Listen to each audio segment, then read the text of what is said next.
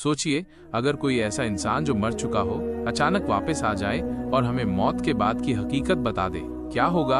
अगर वो हमें बताए कि कब्र में उसके साथ क्या हुआ, क्या उसने अजाब देखा या रहमत, क्या उसे जन्नत की खुशबू मिली या जहन्नम की गर्मी, ये जानकर हमारी जिंदगी पर क्या असर पड़ेगा, आज हम इसी बारे में बात करेंगे। जब कोई इंसान मरता है तो उसकी असली जिंदगी शुरू होती है।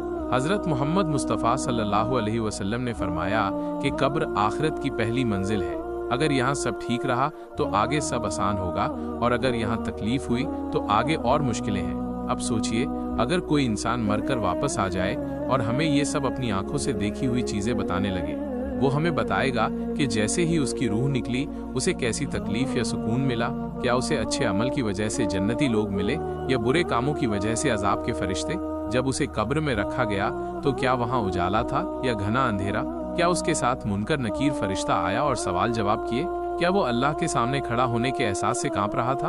अगर वो हमें बताने लगे कि उसने जहन्नम की लपटें देखी, लोगों को अजाब में जलते हुए देखा या किसी को सांप और बिच्छुओं के बीच तड़पते हुए देखा, तो क्या हमारी सोच बदल जाएगी? अगर वो कहे कि उसने जन्नत के दरवाजे देखे, जन्नत के बागों की खुशबू महसूस की और वहाँ की नेमतों को देखा, तो क्या हम अपनी जिंदगी सुधारने की कोशिश करेंगे?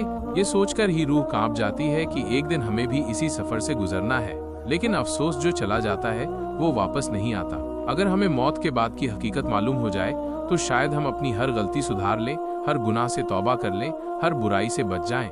लेकिन हमें बिना देखे ही ईमान लाना है, बिना सुने ही मानना है, क्योंकि यही असली इम्तिहान है। तो क्यों ना आज से ही अपनी जिंदगी ऐसी बना लें कि जब हम इस दुनिया से जाएं तो हमारे साथ कब्र में रहमत और सुकून हो, न कि अजाब और डर। सोचिए, अगर मौत के बाद का हाल जानने के लिए किसी के लौटने का इंतजार कर रहे हैं तो देर न करें, कुरान और हदीस में सब कुछ बताया गया है। इसे पढ़िए, समझिए और उस दिन से पहले अपने आप को सुधार लीजिए जब लौटने का कोई